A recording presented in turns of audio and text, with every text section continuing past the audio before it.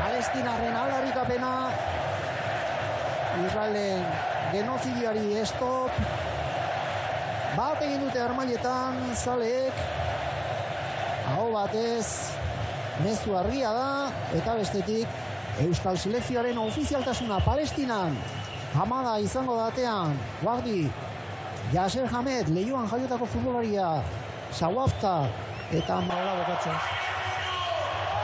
Inigo, aho batez, horixe Samamesen oioa.